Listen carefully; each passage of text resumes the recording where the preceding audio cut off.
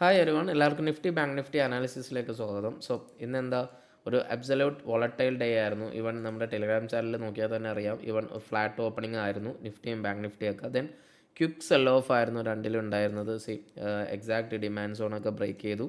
നല്ല രീതിയിൽ താഴേക്ക് പോയിരുന്നു. എല്ലാ കാര്യങ്ങളും നമ്മൾ അത്യാവശ്യം സോണ് കാര്യങ്ങളൊക്കെ നിഫ്റ്റിയുടെയും ബാങ്ക് നിഫ്റ്റിയുടെ ഒക്കെ നമ്മൾ ടെലിഗ്രാം ചാനലിൽ ഷെയർ ചെയ്യുന്നുണ്ട്. താല്പര്യമുള്ളവർ ലിങ്ക് ഡിസ്ക്രിപ്ഷനിൽ ഉണ്ടാവും, അതിൽ ജോയിൻ ചെയ്യാം.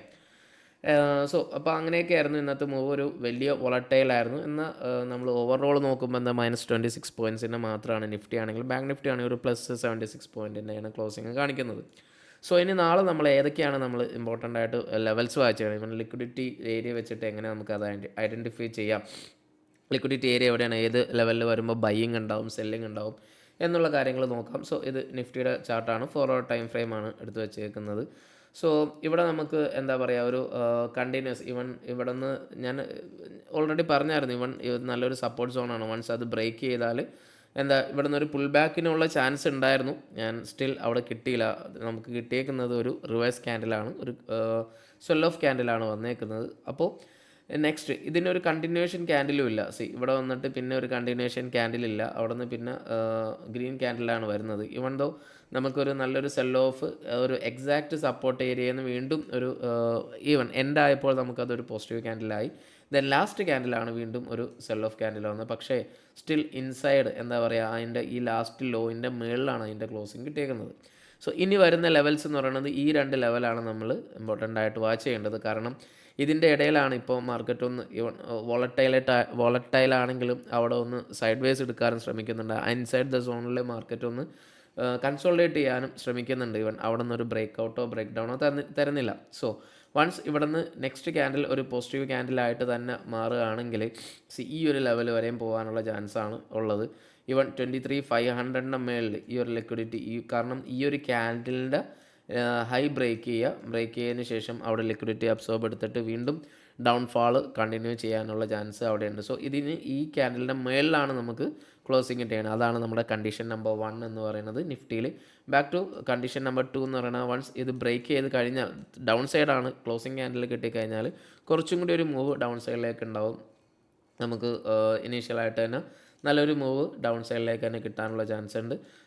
ഈ ഒരു ലോയും ബ്രേക്ക് ചെയ്ത് ഇവനിൻ്റെ താഴേക്ക് നല്ലൊരു ക്ലോസിങ് ക്യാൻഡിൽ ഫോം ചെയ്യാനുള്ള ചാൻസ് ഉണ്ട്. വൺസ് ഇവിടെ നിന്ന് താഴേക്കാണ് കിട്ടുന്നതെങ്കിൽ ചിലപ്പോൾ ഇനീഷ്യൽ 4 hour ടൈം ഫ്രെയിമിൽ തന്നെ അത് വരാനുള്ള ചാൻസ് ഉണ്ട്.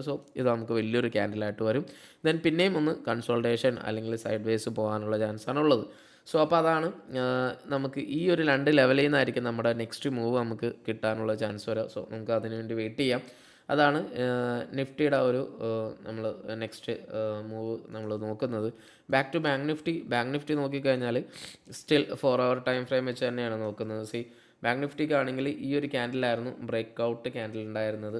ആൻഡ് ദെൻ അതിന് ശേഷം എന്താകുന്നുണ്ട്, മാർക്കറ്റ് ഒരു റിവേഴ്സിംഗ് ആണ് തന്നേക്കുന്നത്. ആൻഡ് ആ ക്യാൻഡലിൻ്റെ ലോയിലേക്ക് പോയിട്ടുണ്ട്.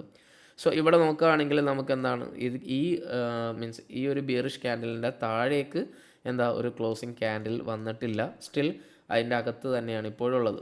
ഒരു ചെറിയൊരു സൈഡ് വേസ് എടുക്കുന്നുണ്ട്. അതല്ലെങ്കിൽ ചെറിയൊരു കൺസോൾട്ടേഷൻ മാർക്കറ്റ് ഇവിടെ ഫോം ചെയ്ത് വരുന്നതായിട്ട് കാണാൻ കഴിയുന്നുണ്ട്.